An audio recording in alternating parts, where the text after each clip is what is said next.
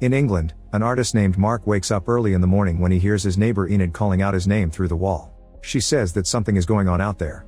Mark ignores her and leaves the bed, only to discover that the power is out. When he tries to open the window, it appears to be stuck. He looks out and notices a man in another building desperately pounding on his window, but he thinks it's just a wacko. Then Mark tries to make some tea and discovers that the water isn't working either. He checks the fridge for an alternate drink, but since the power went out, the milk has gone bad. Mark decides not to have breakfast and searches for clean clothes while hearing Enid ranting through the wall.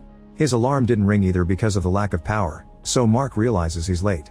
When he's about to leave, he gets a call from his ex-wife, who is tired of him being an irresponsible father. They argue for a while and Mark promises to be there soon, but when he tries to open the door, he finds it completely stuck. A closer look reveals a strange substance sealing the door. Suddenly the phone makes a screeching sound and the call ends. Mark tries the landline, but it isn't working either. He then looks out the window and notices that many neighbors can't open theirs, which makes him realize that everyone in town has been sealed inside their apartments. On the streets, men in hazmat suits are patrolling the area. Mark tries to ask Enid about it, but he hears something breaking in her place and she doesn't speak anymore. Getting worried, Mark grabs some tools and tries to unseal the door. He's suddenly startled by a voice on the intercom, which causes him to badly hurt his hand with a hammer. The voice tells him to stay calm and that the situation is under control. While Mark bandages his injury, he's shocked to see his wall shaking. A hole opens up and Sergei appears with his brother Nikyu. Sergei immediately checks the windows and is disappointed to see they're sealed here too. Mark uses the hole to go to Sergei's apartment and confirms his door has also been sealed. At that moment they're joined by Sally and Aiden, a neighboring couple who also came through the hole. Aiden says that the government must have put up a signal jammer to stop everyone from contradicting the official story. Losing his patience, Aiden goes from apartment to apartment to see if he can find signal. The voice in the intercom reminds them to remain calm. Mark tries talking to it, but the intercom just repeats the same message. Sally notices that Mark's hand is bleeding and since she's a nurse, she volunteers to take care of the wound. Afterward Sergei starts breaking down the wall to Enid's place. The intercom repeats the same message and this time it adds that a medical team is coming. When the hole is finally done, the group crosses to the other apartment and finds Enid on the floor. Luckily they manage to wake her up quickly and she's fine. Moments later they look out the window and see the men in hazmat suits setting up medical tents. Then the men enter a building by decontaminating the entrance and bring out some sick-looking people who are taken to the tents. In some of the windows, they see neighbors coughing.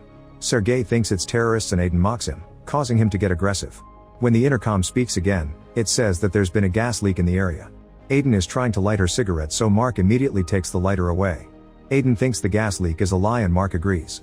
On the windowsill, a mosquito falls dead. As hours pass, more and more people are brought out of buildings and sent to the tents.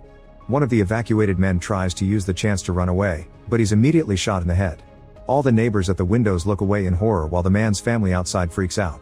Sometime later they see the hazmat workers barging into other apartments to drag people out.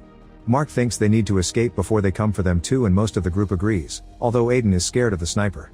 Mark remembers he has some corrosive chemicals that he used for sculptures, so he mixes them in a bucket and throws them at the door. This effectively gets rid of the sealant but also creates some annoying smoke. After everyone covers their faces they try to open the door but it's still stuck. They hear some noises on the lower floor and realize that the men are raiding their building. People outside are trying to escape and keep getting shot down, although one of the workers also gets stabbed in the process.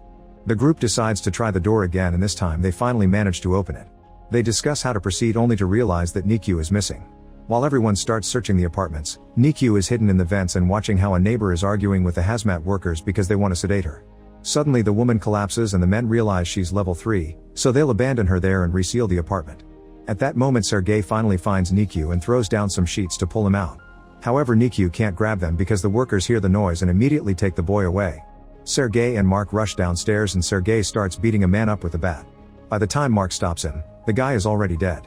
Then Sergei drags the other worker to the apartment for interrogation while Mark checks on Nikyu. In the apartment Sally and Aiden are arguing because Sally called Aiden uncaring. He gets condescending so Sally throws his phone on the ground. Sergei returns with the staff worker and knocks her down. The group goes through the worker's bag and finds tear gas grenades. Then Sergei pushes her against the window with a sign that says "We've got one," which is seen by other neighbors and workers. While Sergei ties the woman up, her radio receives a message saying that the situation is out of control.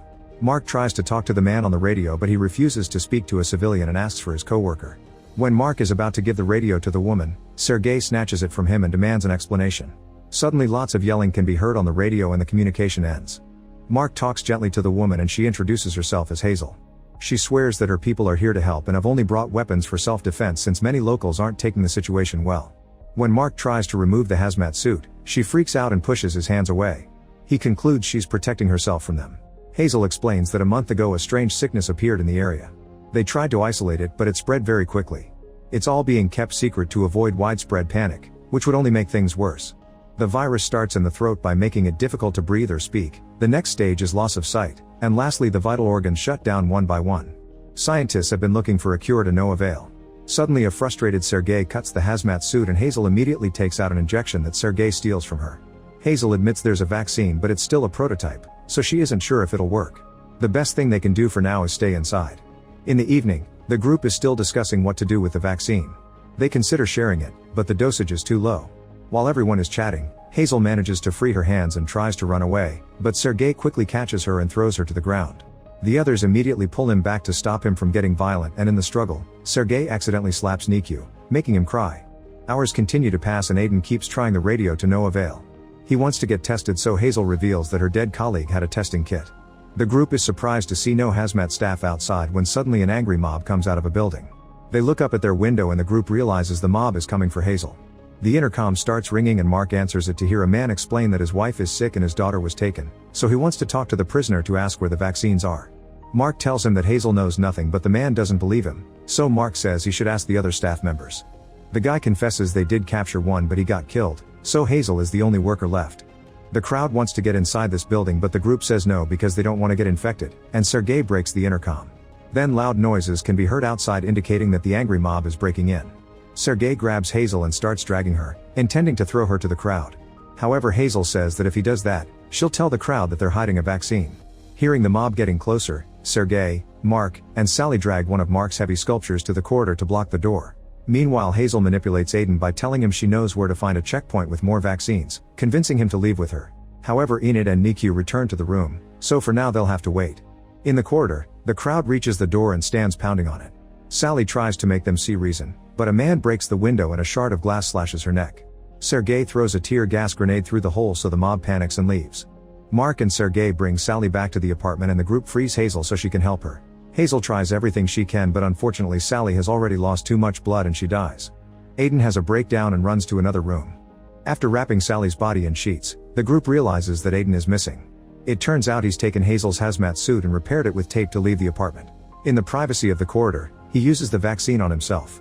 Then he pushes the sculpture off and goes outside, but now the angry crowd thinks he's a staff member and quickly surrounds him to start beating him up.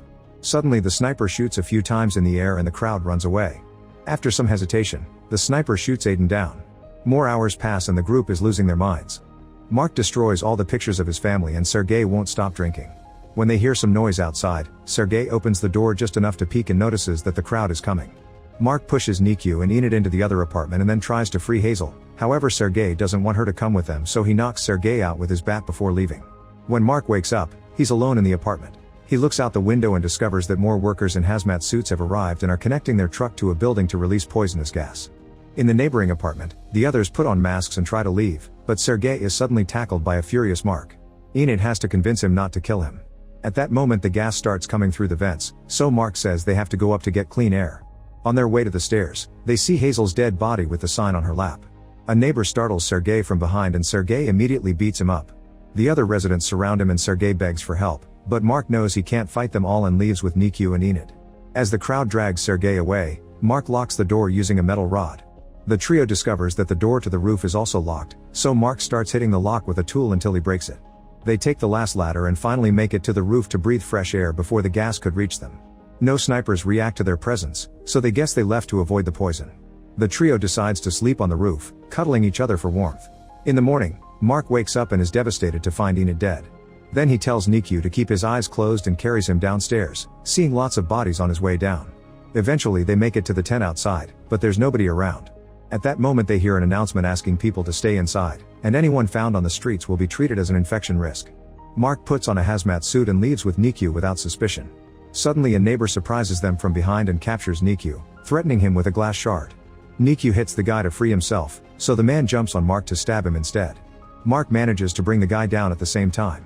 Afterward Nikyu helps Mark walk, but it's clear that he doesn't have much time left. Mark gives Nikyu his phone, telling him to keep walking until he finds a signal and to text his ex-wife for help. After Nikyu leaves, Mark stops trying to hold on and dies.